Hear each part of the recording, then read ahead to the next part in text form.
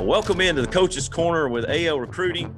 Today we are excited to have Coach Miles Holcomb on with us. He's a head coach of the Southside Panthers, a team I'm familiar with. I grew up playing them all of my life, and being from Cherokee County, knowing about them, and it's always good players, good teams that come from there. But today's interview with Coach Holcomb is sponsored by Sports Workbook.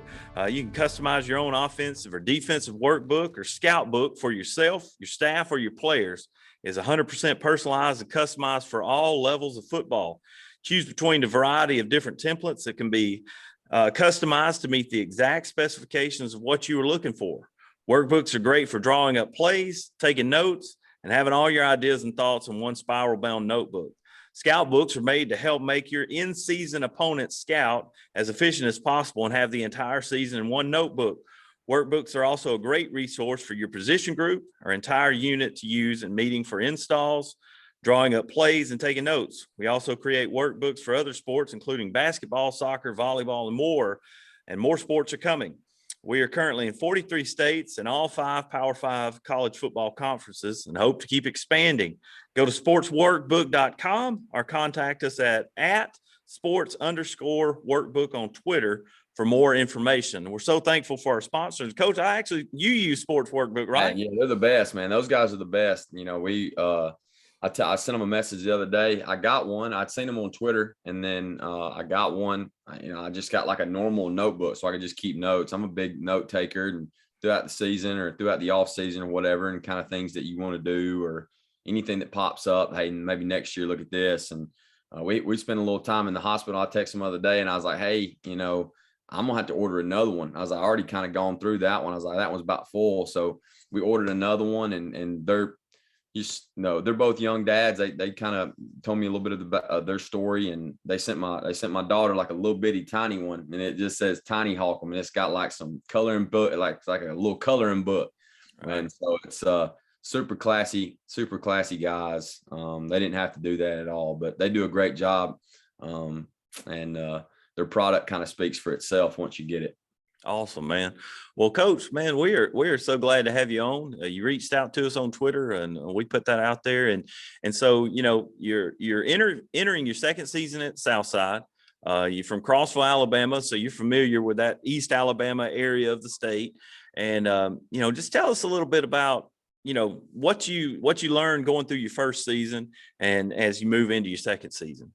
A lot of people I don't think they know that I'm from Crossville, or if they kind of associate me with like Atlanta and the Birmingham area and things like that, and was like, hey, how is it coming back to a county school? And I was like, it was like coming home for me. I mean, that's where I'm from, a county school and county system, and a place kind of like this. And I didn't really know a whole lot about Southside football, if I'm being honest, before I got back over here.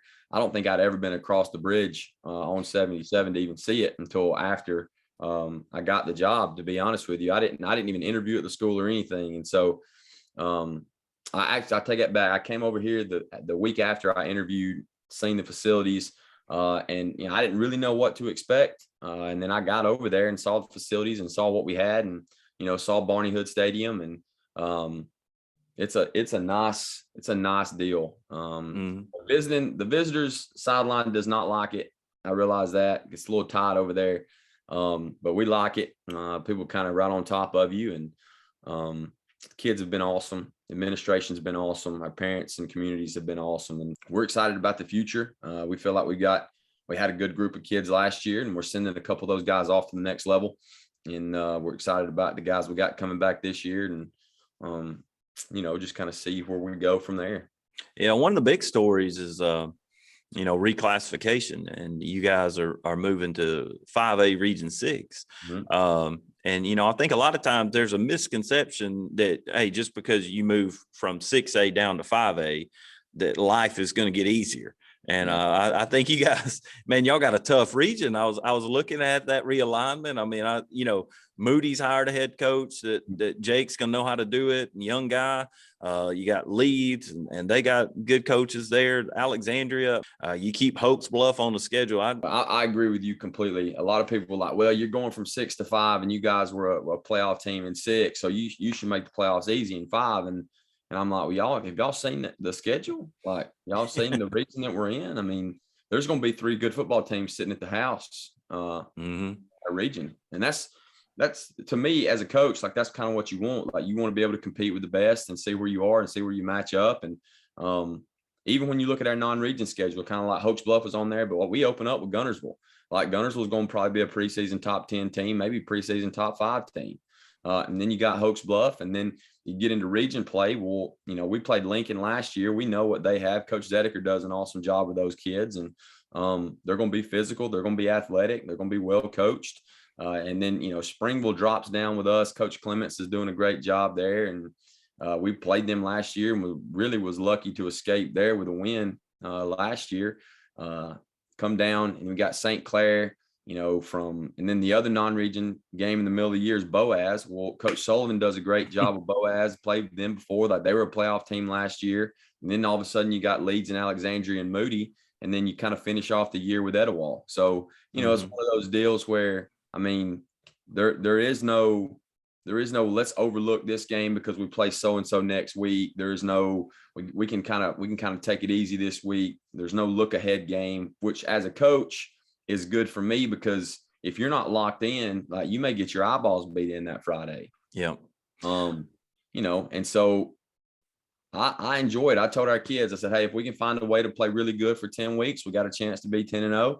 And if we don't, and we don't have our best every week, we can be 0-10. Yeah. Well, and people that don't live in that area and not from that area, they don't know how big those games are with Hoax Bluff, with Etowah. And I know, and I was literally just on an interview with Coach Smith at Piedmont High School. We talk about how sometimes East Alabama just gets overlooked. But I'm telling you, those are big rivalry games, and you know, those places, the communities get out, they show up, and they make noise, and if you're playing away, it's difficult, and it's always a fight between those kids, and watching them play. You have great respect for each other, but it's a dog fight when you're in the middle of it. Oh, without a doubt. That's the best part. Like somebody said the other day, you want to commit a crime in Southside, do it on Friday night in the fall. And that's kind of what it is. I mean, you know, everybody's there. I guess I didn't realize, I'd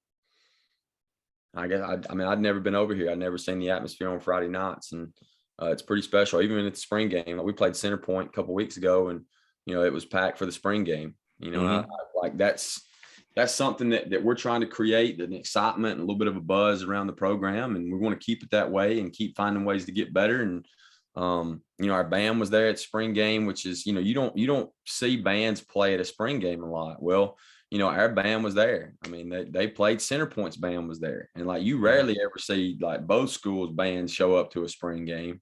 Absolutely. So, you know, that was Mr. Weaver, Mr. Waits, our 2 band directors at the high school. They're 2 great dudes. I eat lunch with them every day, you know, and so that was awesome. And then Coach Hassel, our cheerleaders, man, like people, you know, I guess they get overlooked a little bit, but like when you talk about from the week before when we had like an official visit night with our youth, and then we had like a spring scrimmage. Well, our cheerleaders, Coach Hassel had our cheerleaders in there, and like they're checking people in, like they're checking the young kids in, like giving them lanyards, giving them name tags. Like they're sitting at a table, like writing kids' names out, checking them in. And like, it's pretty awesome. We got a pretty special group, pretty special community. We're blessed to be here, and we're excited about what the future holds. That's for sure. Absolutely. Well, we're going to get into it with our next segment, but you can't win games without players. We all know that, and we're going to talk about some of the players on your team that we need to be looking out for in 2022. So stay tuned.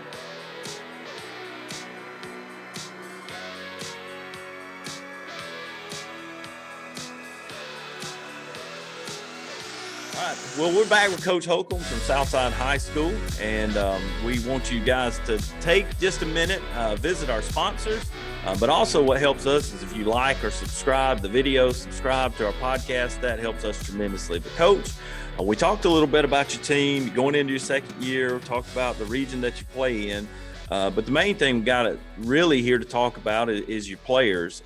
I mean, to be honest with you, and this is bad to say, I feel like the majority of our roster does get a little bit overlooked. I will say we were fortunate enough. I think we had 15 schools come in and see us in the spring. But our 2023 class, we got some guys in that really can play. We feel like we got two guys up front on the offensive side of the ball. Jacob Strunk is our center.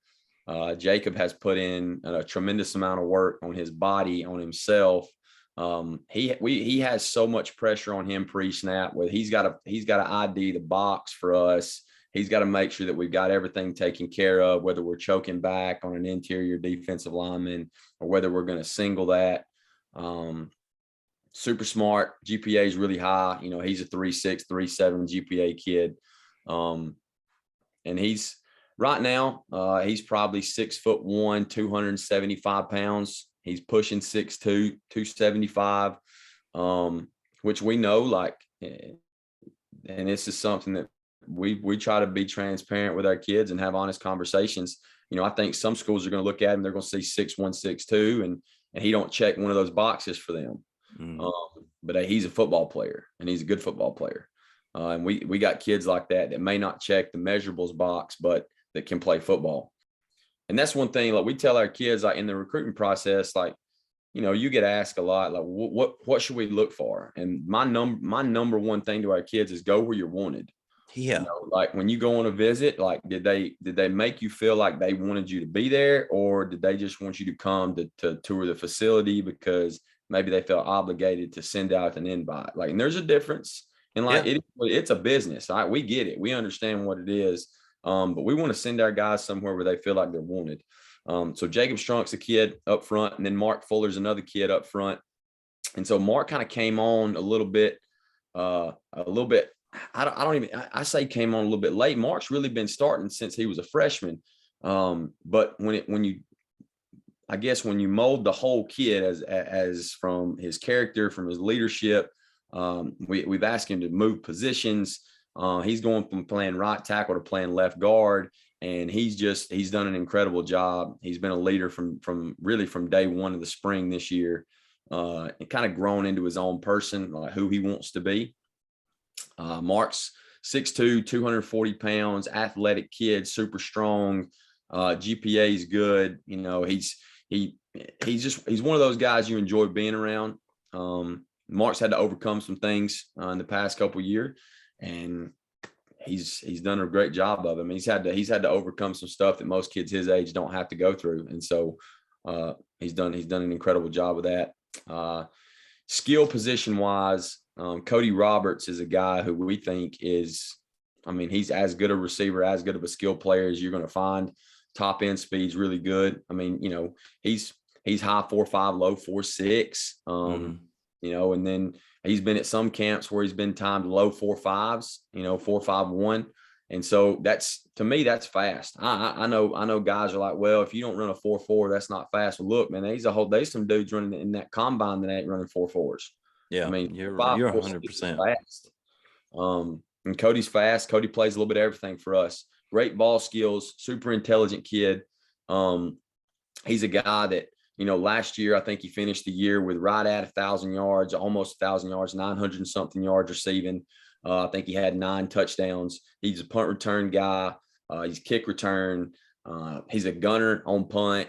You know, he does a little bit of everything for us. This year, we're going to use him different ways. We're going to put him in the slot some. I think we're going to put him in the slot because we're not sure at the next level what guys are going to project him to be, whether he's an outside guy or an inside guy. We played him primarily at outside receiver last year, but he's about, you know, Cody's probably about 5'10", 5'11". So with him being his height, you know, we don't want to limit him where his tape's only at outside receiver, and a school may think, well, you know, he's not tall enough for outsides. We kind of wanted to play in the slot. So, you know, we're going to give him some opportunity to play where we think he projects at the next level. And so he's going to get some reps in the slot. He's going to get some reps in the backfield as a running back, because, I mean, you watch the NFL, you watch, you know, how Kyle Shanahan does it, and Deebo Samuel kind of does a little bit of everything. Offensively, I think, trying to go through it, offensively, I think that's the only senior guys we have that you know, have some, and we've got some guys that we think that may be a little bit of a sleeper. We got a running back that has just started playing with it. That is going to be a really good player for us. But we're kind of waiting to see how he progresses. But he's done everything we've asked him to do. He had a good spring. He's a tough physical runner. His name's Jatarius McBride. We're curious to see how he progresses as we go forward. But then moving to the defensive side of the ball, in the class of 23, we've got a kid. Our defensive lineman was Etowah County MVP last year. His name's Gerard Harden. Was a runner-up 6'8" heavyweight wrestler. And so he kind of does a little bit of everything. He plays the nose for us some. He can play end. Gerard, he got here last year. I think he got here about a month before I did last year. And at the time he's probably 5'10", and he was about 330 last year. And we got into the season and we're worried about, hey, we got to make sure we take care of yourself, and we need to lose a little bit, kind of drop down just a little bit so you can move, so we can keep you on the field longer. And I mean, that dude is 270 pounds right now and looks good, runs good. He's super athletic. It's crazy. Like he scored our touchdown against Center Point. He goes in and plays fullback for us in our heavy sets. Hands are great. His hands are so great. Like, he's physical at the point of attack. He has a low center of gravity anyway. Right. Huge bottom half. He's instinctual. He does all the things that you want him to do. He's a leader. He's the one that guys listen to when he talks. I mean, he's a guy that don't care to confront people who, are threatening what our standard is. And that's what I love about him. I mean, he's that kind of guy. He's going to hold himself accountable. And he's grown a ton since last year. He's super strong in the weight room. He's working hard in the classroom. We think he's got huge upside. Like I said, once again, it's one of those situations where he's got to find somebody that wants him. He's got to find somebody that's willing to take a chance on a guy that's 5'10", 5'11", 270 pounds and plays, interior defensive line. Like, and he can do it. You talk to the coaches in our region last year and they all said the same thing. They were worried about, how are we going to game plan for him more than anybody else. And so he's a football player. One of the guys in our secondary that we're bringing back, this a leader in the secondary. His name's Javion Jones, but everybody calls him Smiley. All right. So he goes by Smiley. Smiley Jones is you love him. I mean, he's long. He's 6'2", about 170 pounds, great ball skills. And we know that's hard to come by at the next level from guys that are looking for corners that can play man. We play a ton of man coverage. But I will say that we've kind of gone into a little bit more multiple. We're playing some zone stuff. And Smiley's a guy that, some people would look at it and they want to know how he tackles. Well, go turn the Center Point tape on. You'll be able to see how he tackles. He did a great job coming up, being physical against them. And he also makes plays for us offensively too. Like, he rolled over and was one of our explosive plays against them at receiver. So he does a little bit of everything. He can punt return also. He's the other gunner on punt team. He runs and covers kickoffs. So we got some guys in the 23 class that we feel pretty strong about, that we think can play. And there's a few other guys, we're waiting on them, and they know this. We're waiting on them to put their tape out there. The guy, we believe in them, obviously, but at the same time, we're also realistic. Like, we need to see what the first 3 games look like so we can put a good highlight together and some good tape for them after the first 3 to try to send out to some places to get an offer. I mean, because that's what it's about. And, we tell guys all the time, like, the first offer is the hardest one to get. Well, one thing that I think we do a good job of, and we got to do a little bit better job of, is we'll sit down and look at the camp schedules that our kids are trying to go on, for 2 reasons, really. We practice. I say practice, like, we do football stuff every single day in the summer. Like, every day we're there, we do football stuff. We come in, we get our speed development in first. And then we split up and go to the weight room. Like, one group goes to the weight room, like offense goes to the weight room, defense meets 35 minutes, and then we flip and do the same thing. And then we come back outside as a team, and we do basically an OTA as a team. So we're doing skellies, we're doing run pods, we're doing individual work. We do all that stuff. We do half scale, we do one-on-ones, OLDL, wide receiver DBs, because we're going to cut up tapes and we're going to create ways, find ways to get better. And we're going to find ways to try to develop our kids. Cause I think as a coach, not only is it your job to get them opportunities, but it's your job to develop them well enough mentally and physically to where they can go in and they can compete for a job wherever it is they go as a freshman. That should be the goal. Like, it shouldn't be the goal to, hey, we got you there. Now, hopefully you can redshirt and they can teach you what you need to know. Like, that's really not what we want. Like, we want a guy that's developed enough physically, obviously, but that knows the game well enough and has the mental aspect of the game and understands what it takes and the work involved to go and compete for a job as a freshman. And like, we'll tell them all the time, like, look, if you do what you're supposed to do, like if you check the boxes, the things that you can control, and like, you can't control how tall you are, you can't control, whether your frame can put on 260 or your frame can put on 220. Some of those things they can't control, but they can control whether they show up, how they prepare themselves, how they perform on Fridays. And so if you do those things and you work that way, then you're giving yourself a chance to make sure you get the opportunities. But if you don't do any of those things, then we know for a fact those opportunities aren't going to happen. And so, yeah, I mean, I appreciate you and appreciate you having somebody like you at Southside, a school I'm familiar with, grew up playing against, and knowing